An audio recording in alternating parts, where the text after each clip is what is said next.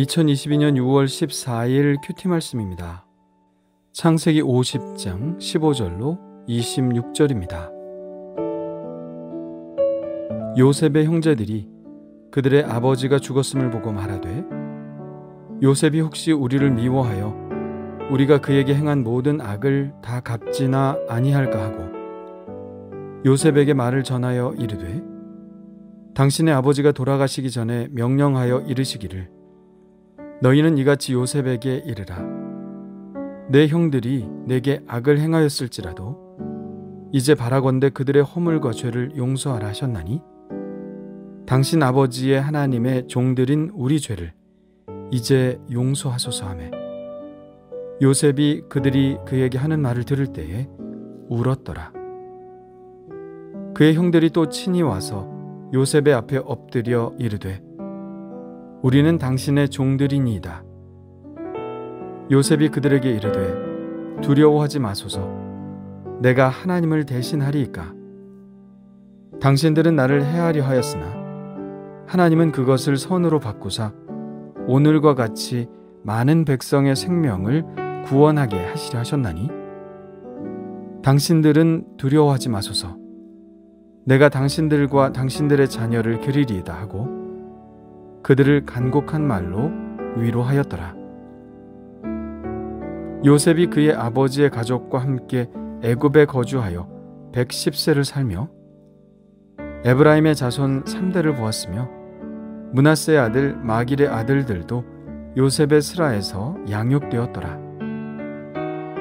요셉이 그의 형제들에게 이르되 나는 죽을 것이나 하나님이 당신들을 돌보시고 당신들을 이 땅에서 인도하여 내사 아브라함과 이삭과 야곱에게 맹세하신 땅에 이르게 하시리라 하고 요셉이 또 이스라엘 자손에게 맹세시켜 이르기를 하나님이 반드시 당신들을 돌보시리니 당신들은 여기서 내 해골을 메고 올라가겠다 하라 하였더라. 요셉이 110세의 죽음에 그들이 그의 몸에 향 재료를 넣고 애굽에서 입관하였더라. 아멘.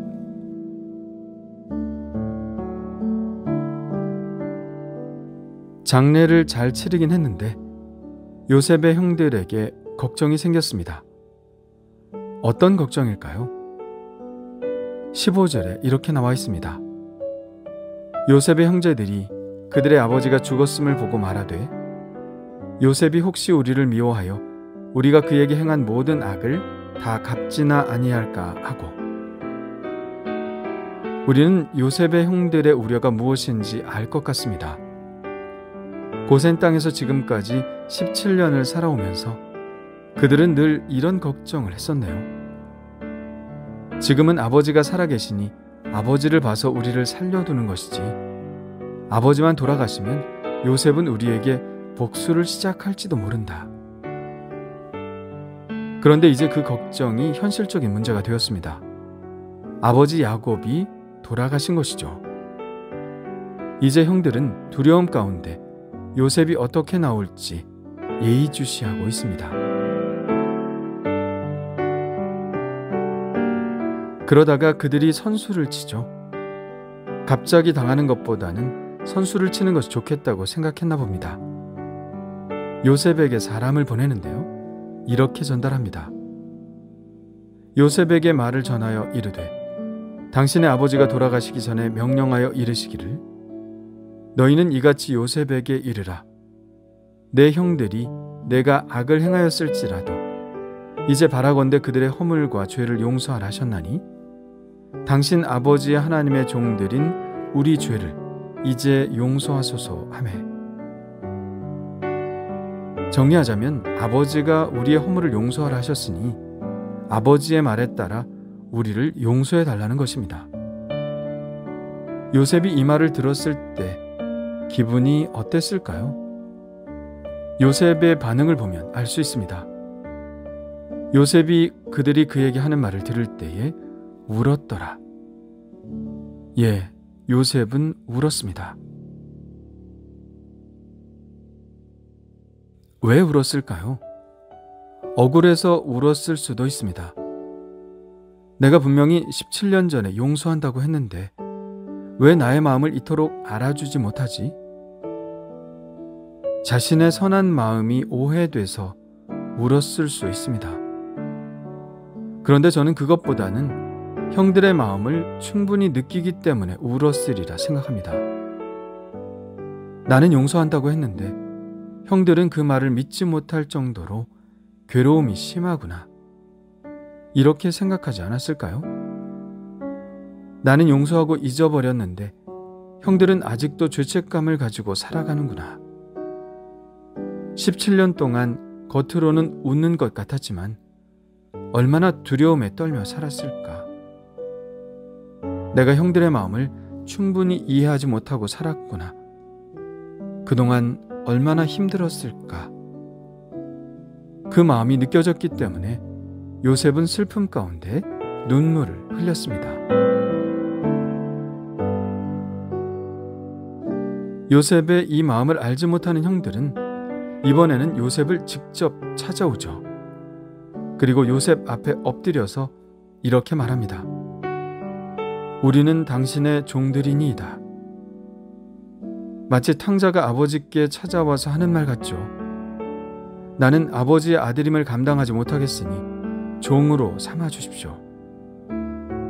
형들도 지금 요셉에게 똑같이 말하고 있죠. 형제임을 감당할 수 없습니다. 당신이 우리를 죽인다 해도 할 말 없지만 종으로라도 삼아주시면 기꺼이 그렇게 하겠습니다. 이런 말입니다. 맞은 사람은 발 뻗고 자도 때린 사람은 발 못 뻗고 잔다는 말이 있듯이 이들은 17년 동안 이렇게 죄책감에 시달려 살아온 것입니다.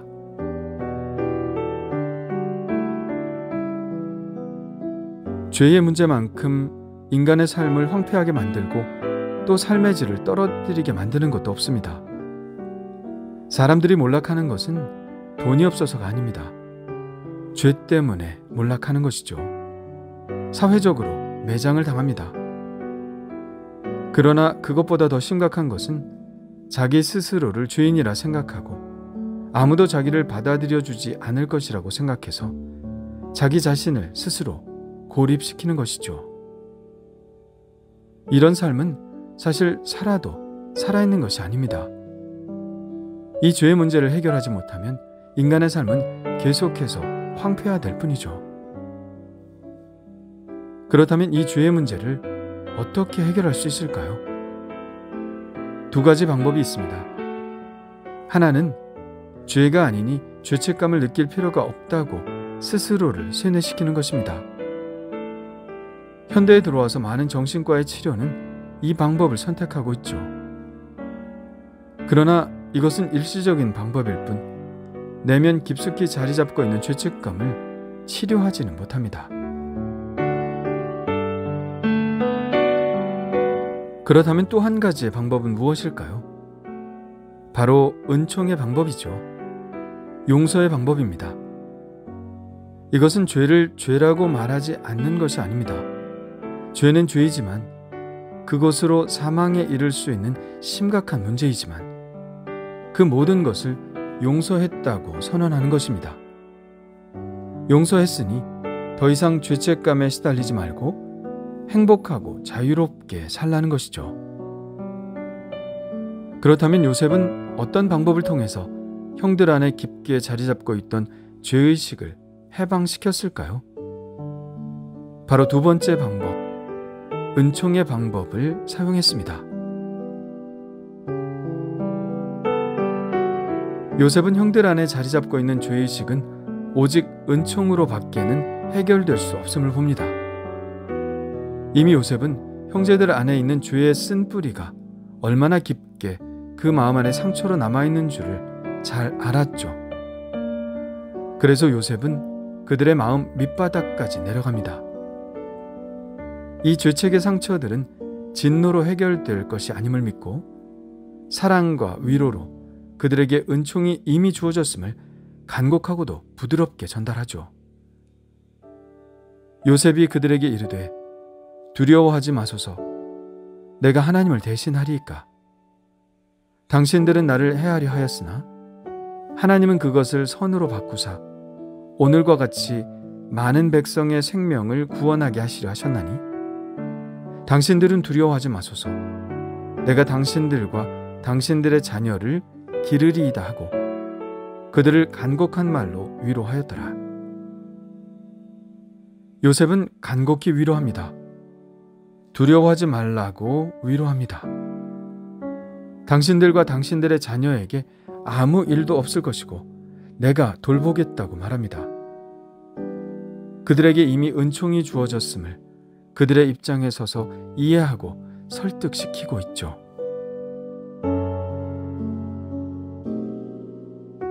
저는 이 장면을 보면서 우리 예수님을 떠올리지 않을 수 없었습니다. 죄는 우리가 짓지 않았나요? 그런데 위로는 누가 하셨나요? 예, 우리 주님이 하십니다. 수고하고 무거운 짐진 자들아, 다 내게로 오라. 내가 너희를 쉬게 하리라. 우리가 죄를 짓고 우리가 형벌을 받아야 하는데 예수님께서 우리의 죄를 지고 십자가의 형벌을 받으셨습니다. 이해가 가지 않죠. 그래서 이것을 우리는 은총이라고 말하지 않을 수 없는 것이죠. 은총이 무엇입니까? 자격이 없는데 주어진 것이 은총입니다.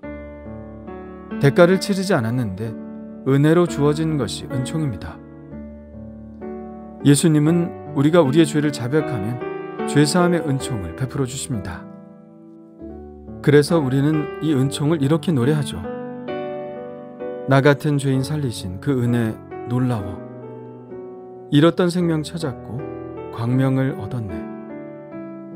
큰 죄악에서 건지신 주 은혜 놀라워. 나 처음 믿은 그 시간 귀하고 귀하다. 그러나 문제는 이 은총에도 유효기간이 있다는 것입니다. 하나님의 심판대 앞에 서서 은총을 구해도 아무 소용없다는 것이죠. 이 자비의 복음을 듣는 순간 우리는 그 예수님의 은총을 받아들여야 합니다. 만일 요셉의 형들이 요셉의 은총을 17년 전에 받아들였다면 그들은 그동안 죄책감에 시달리지 않고 두려움에 떨지도 않고 평안한 마음으로 살았을 것입니다. 우리도 지금 예수님의 사랑과 자비와 은총을 받아들인다면 우리는 지금 이 시간부터 하나님과 화해하고 천국의 안식과 평안을 누리며 살아갈 수 있습니다. 그런데도 혹 아직도 주님의 은총에 대한 확신이 없나요? 주님이 이 땅에 직접 오셔서 십자가를 지시고 우리를 대신하여 형벌을 받으셨다는 것을 보여주셨는데도 아직도 그 은총을 믿지 못하고 받아들이지 못하나요? 여전히 죄책감 속에 살아가고 있나요? 그렇다면 요셉이 자신의 용서를 믿지 못한 형들을 보고 눈물을 흘린 것처럼 예수님도 그런 우리들의 모습을 보고 안타까운 눈물을 흘리실 것입니다.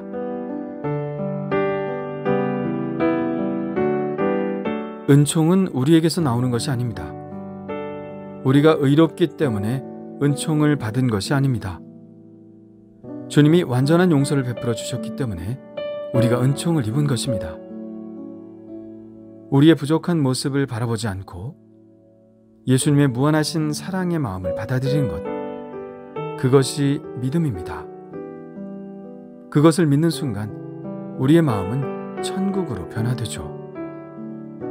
그리고 이 놀라운 은총이 우리들을 계속해서 거룩한 삶, 평안한 삶, 은혜의 삶으로 이끌어 주십니다.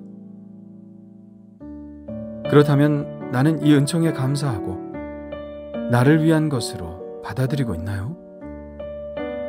주님이 원하시는 그 자유롭고 풍성한 이 은혜를 지금 누리며 살고 있나요?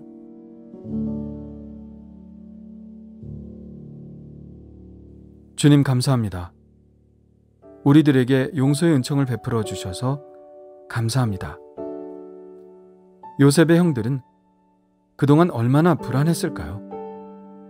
요셉의 용서를 믿지 못해 얼마나 오랫동안 죄책 가운데 시달렸을까요? 오 주님, 저는 그러지 않게 하여 주옵소서.